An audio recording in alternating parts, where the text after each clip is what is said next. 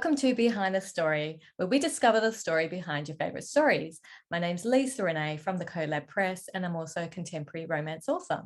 Naomi Craig, author of the biblical fiction Rahab's Courage. So we have a great interview lined up with Stacy Monson about her book, When Mountains Sing. I'm really excited for you to get into this interview. But first, Lisa, what are you working on right now? Okay, well, I've got a couple of things going.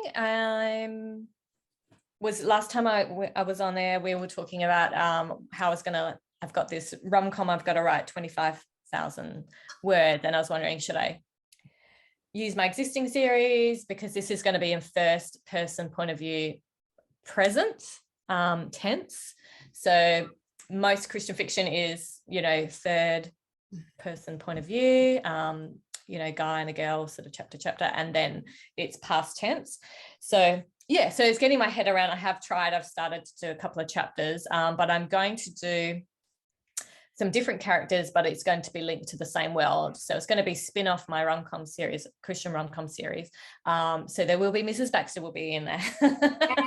She'll be like an anchor character, and it will be in Georgetown, which is one of the towns my rom-com's in. And it starts off in a floristry, that's just the first scene is going to be on the main street in Georgetown. So I'm looking into the world. It'll be new characters, but a few connections to some characters in my other series. So people don't have to read either or, they're standalones. And what if I do something with the series and make, branch out, I can do that. So starting that, and then just working on edits. My editor's nearly finished with About Time You Noticed, and I'm getting some feedback from my critique partners. My wonderful critique partners are sending some ideas in to ramp up the rom-com elements. So that's been good. And yeah, so going to do that, and then Tabitha and I are meeting in a week. By the time this goes out, we'll be brainstorming, and then we're going to be writing chapter, like day and night sort of thing. We'll be writing a rom-com together, a 50,000 in total. So that's going to be really cool working with her. Yeah, that'd be awesome. Yeah, she's quite funny, and she has sort of like this bit of a sarcastic thing she reckons she's got going. Yeah. She can just like let it rip in the rom-com. So that's going to be quite fun. She's good at metaphors and things like that. So yeah, I think she'll do a great job, and she's an excellent writer and a fast writer, so I'm going to keep up with hers. Yeah, you guys you'll be a good pair, I think. So I'm looking forward to that one. She's good to work with. So what about you? What do you got going for May? Well, I'm working on Shira's story from First Chronicles 7 still, and I do have good news. Like, I was looking at my projected word count based off of my chapters and my word count per chapter, and I realized that I was like way over. So, which is good news, because I have several, it's on my plot board. It has several blank scenes, and they were just standing there judging me because I didn't know where they were going. And so I'm very thankful to say that I will be able to rip out 10 of those blank scenes. Wow. Awesome. But no, it's kind of, I think I just need to just deal with it. But usually I have it more planned out. I have a better idea of where it's going. So I think that's kind of giving me a little bit of a hang up. Like, I think I'm like, I don't know what it's supposed to do, so I can't write, you know what I mean? So it's really weird. So I just need to go with it and see how it develops. But that goes against my standard nature. So yeah, I find that as well. It's just really hard for me to move forward. Yeah. Like, originally I used to just write, and but now I have this security blanket of plotting it out and knowing, and then I feel I can go. And that's why it's taken me a while to get into this, even this novella. I needed the backstory of the characters. I needed to know a bit more about them, like their why, and so I can make it more gritty, you know what I mean? And what their lie they believe and all that kind of stuff. What's their background before I can start plotting in it. Right. And yeah, and then you feel like I mean, you could start writing a little bit, but you really need to know. The middle section is really hard if you're not plotting, I reckon. So our guest today is Stacy Monzon. Stacy is the award-winning author of the Chain of Lakes series. Her stories reveal an extraordinary God at work in ordinary life. Residing in the Twin Cities, she is the wife of a juggling, unicycling, physical education teacher and a proud mum and doting grandma. Stacy, thanks for joining us on Behind the Story. Well, thanks. I'm glad to be here. So for those who aren't familiar with you, tell us a little bit about yourself and what you write.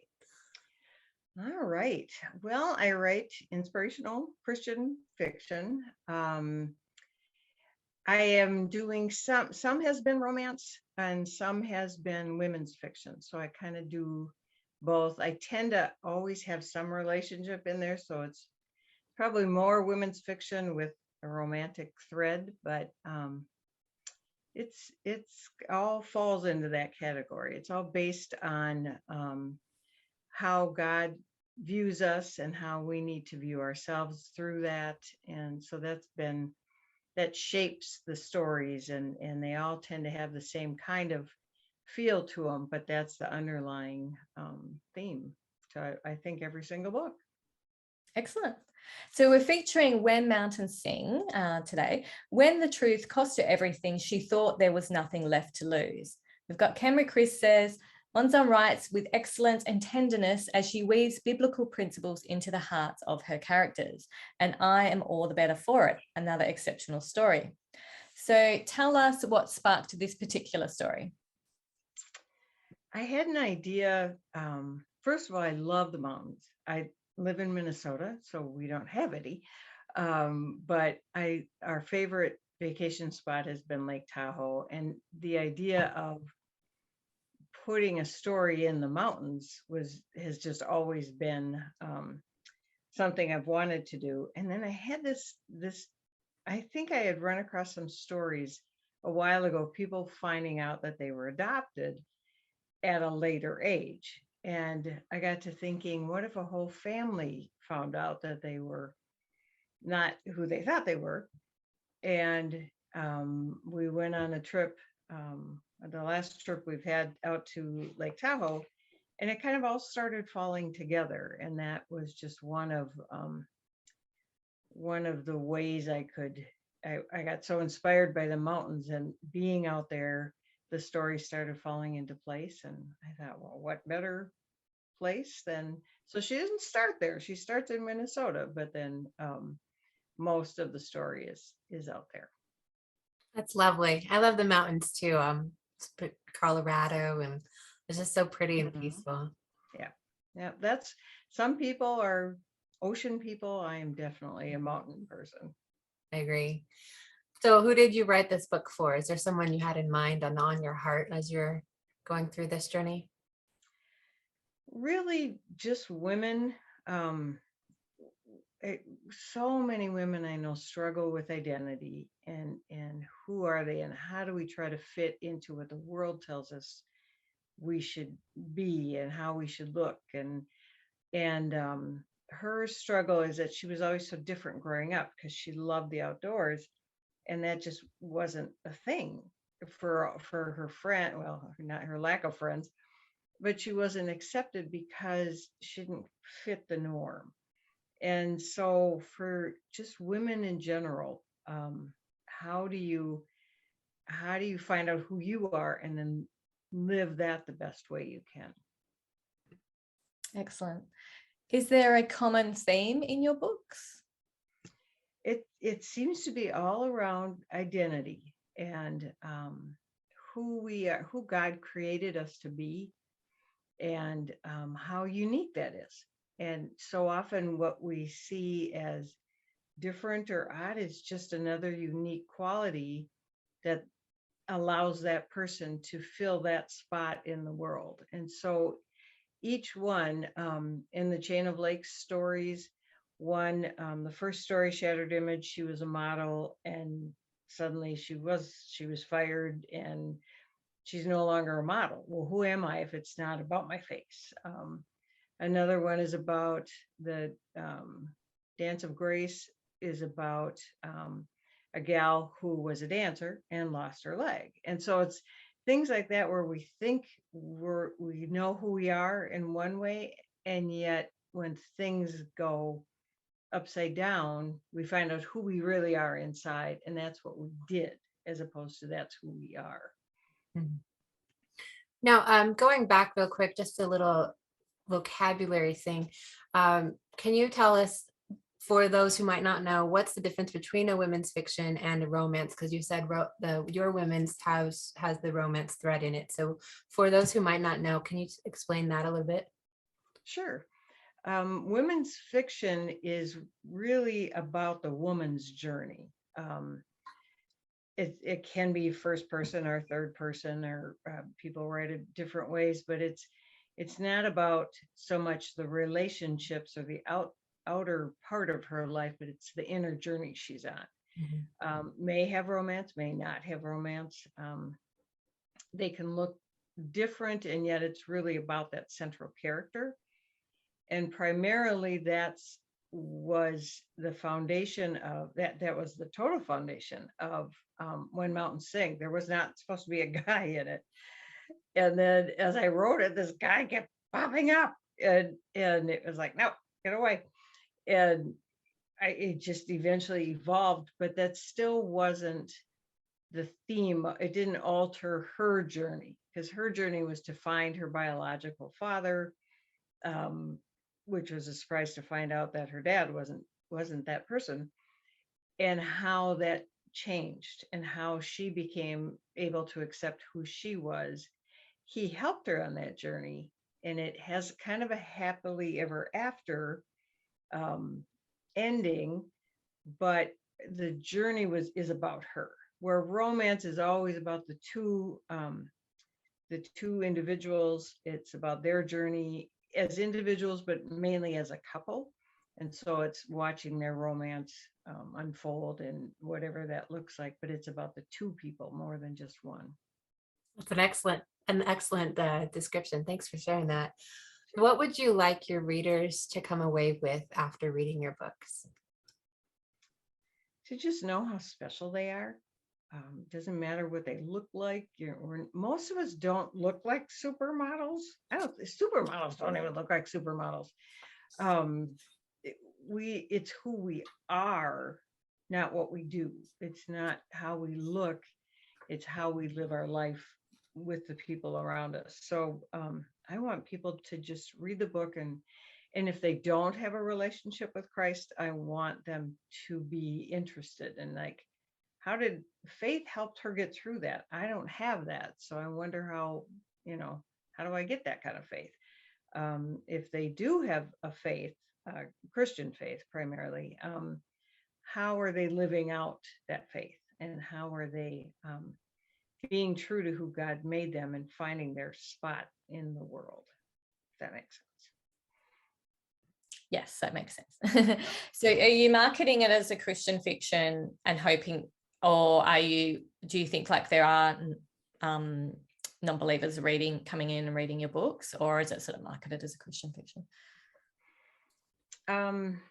This particular book was harder to try to figure out where it fit, because I really marketed it as women's fiction, but it's women's fiction with a romantic thread, and so hopefully it's reaching more than just the romance audience, or more than just the women's fiction audience. I'm hoping that by kind of using both, that more people would be interested in it. Yeah, that's right. And I found with some of my women's fiction, people were expecting it to be a romance, but they got more, you know what I mean? And like, I don't usually read this, but this has been really great. And so yeah, you get that. So do you read your book reviews, and how do you deal how do you deal with good ones and the bad ones?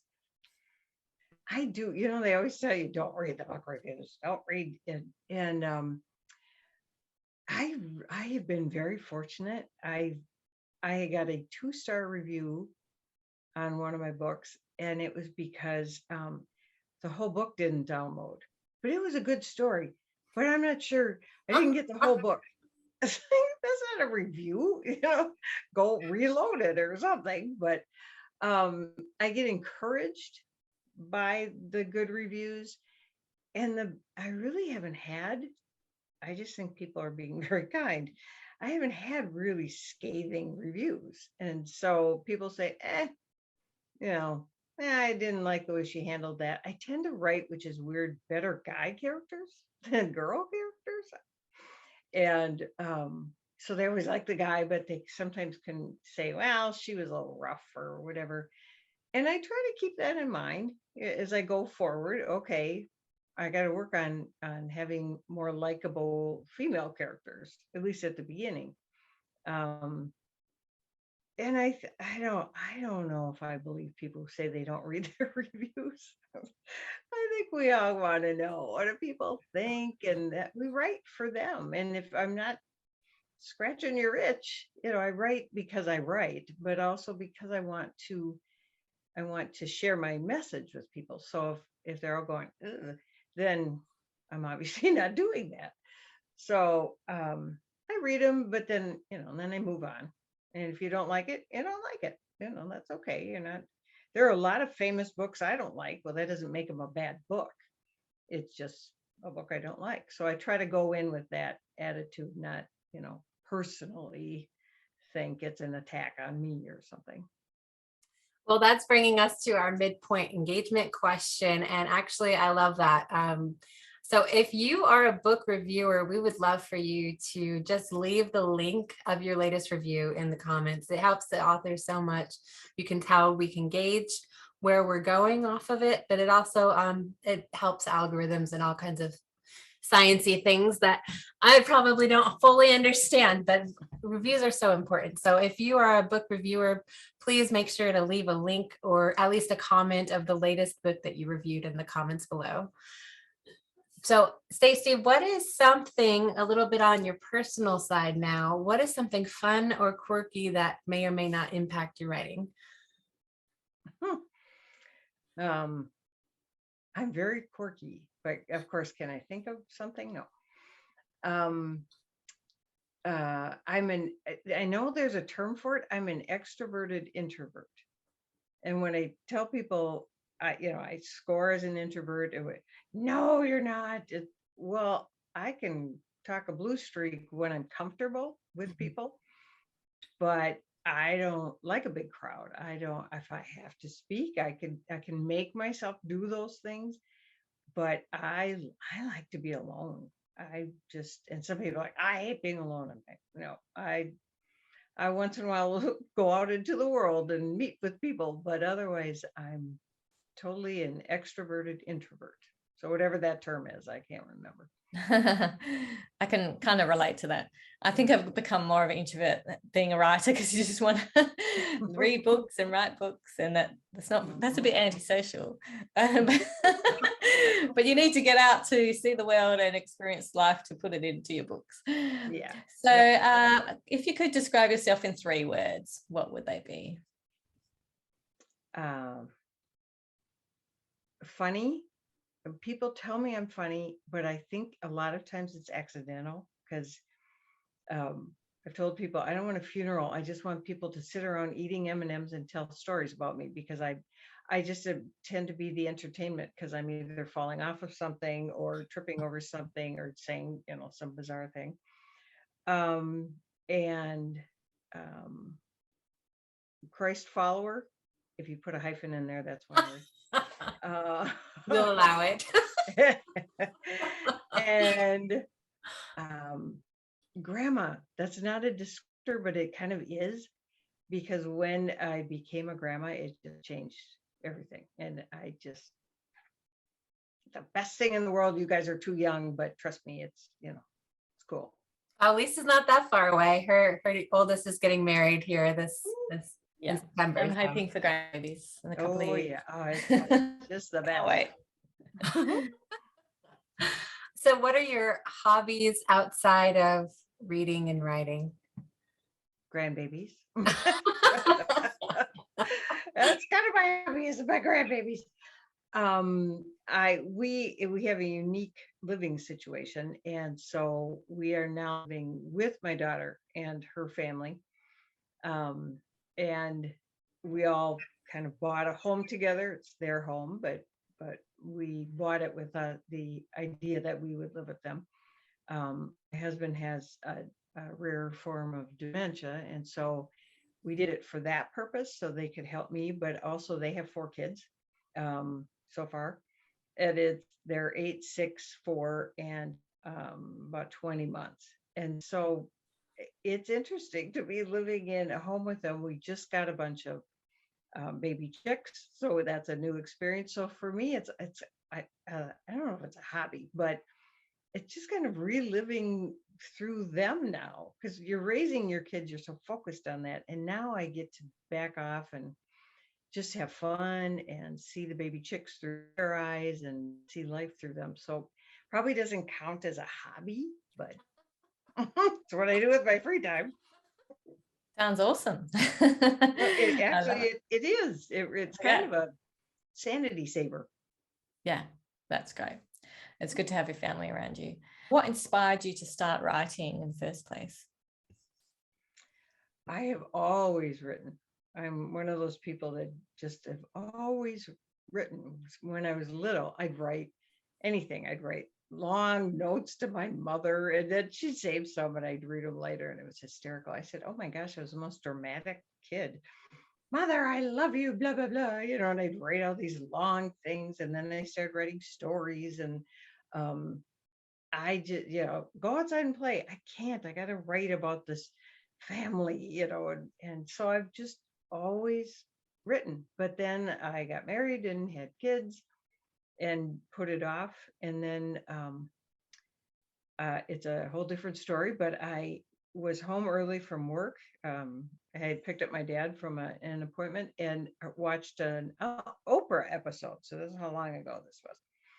And it was all about midlife opportunities and reframing your life as you hit, your upper 40s and whatever. And it struck a chord, and it was kind of like God went, "Shh, start serious writing."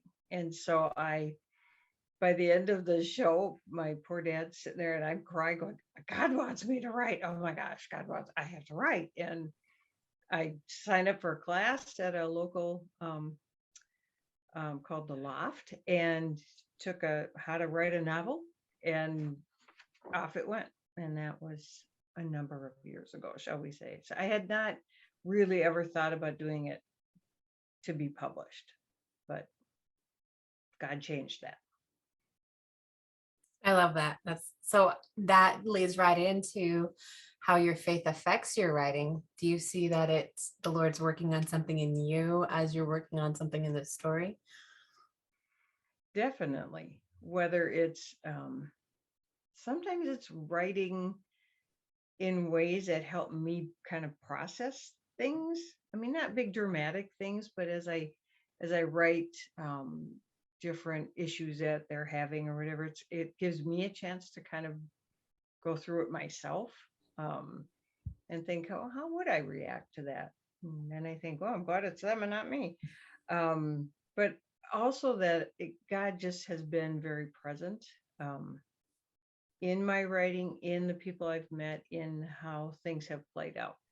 So it faith is a foundation. Faith directs me as I write, and Excellent. it's just very important to me. So Awesome. So what's your favorite three favorite Christian authors? Well, Francine Rivers. She writes the best characters. They're just you finish reading her stuff, and those people stay with you. And I write character driven stories, and I think because of her. So she's definitely my all-time favorite. And then I kept thinking about who are some of my favorites, and I have so many now. The Mosaic group, I've got this whole new group of writer friends, and I'm discovering their writing. Michelle Greep she's a Minnesota gal. She was till she moved, And she has been real helpful for me in watching how she has written, and I love her characters. Erica Vetch, who's another Minnesotan, she's been great, a great inspiration, and I love her stories.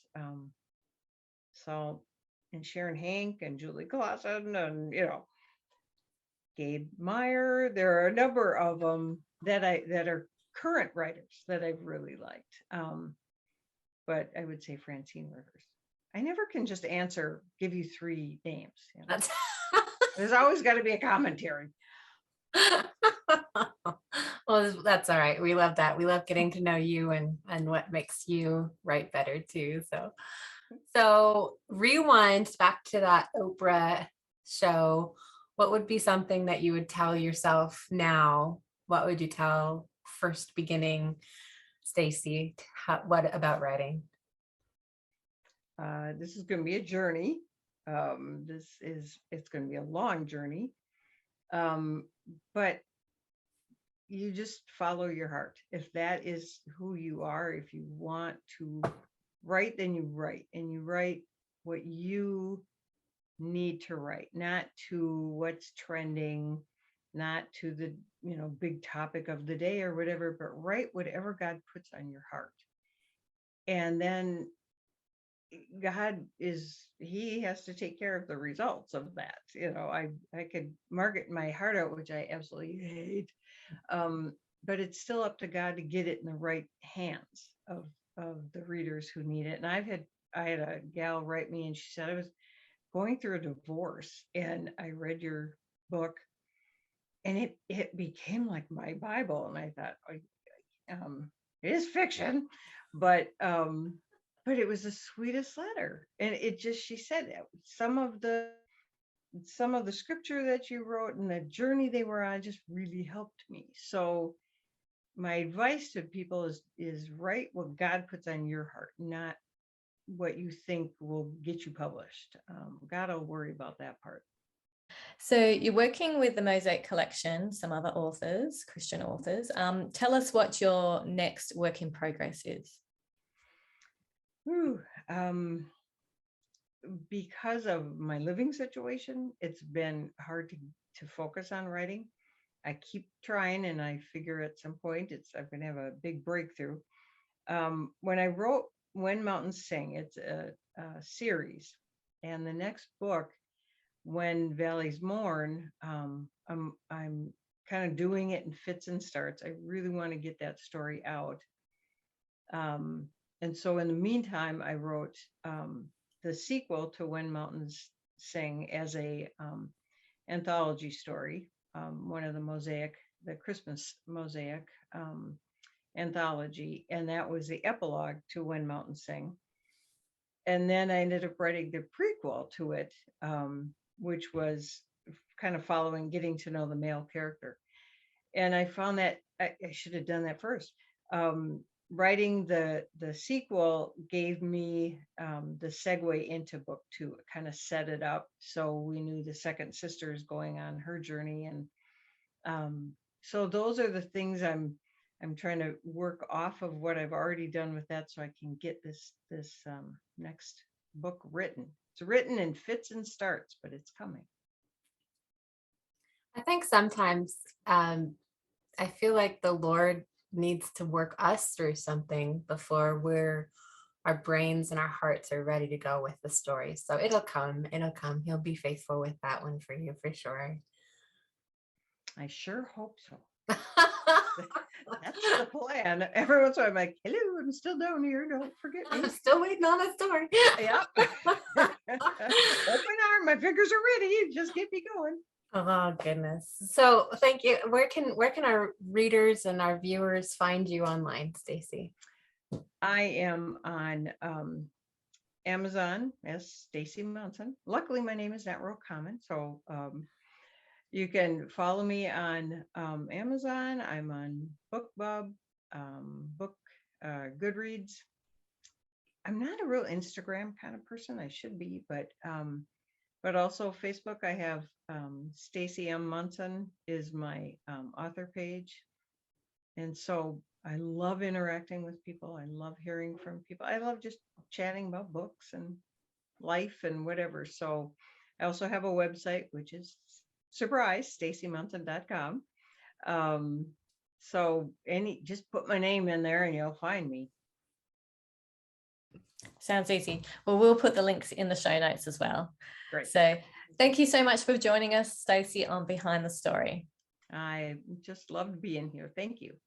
Remember to connect with Stacy on the links below and her book. She's offering a copy of When Mountains Sing to one winner. So we'll put the link to the King's Nemo in the show notes. And if you're here from a historical community or biblical fiction, comment below Team BibFic. Let me know you're here. Help me represent here. And if you are interested in historical fiction, my free On Desolate Heights is my biblical fiction novella. It's about Balaam and his talking donkey, free to download on my website. Awesome. And I have a free novella. It's Fake Engagement Mistake. You can even get it in audiobook. It's free from the website. The link will be there, lisareneeauthor.com. Thank you so much for joining us on this edition of Behind the Story. Until next time, let us run with endurance the race that is set before us, looking unto Jesus, the author and finisher of our faith.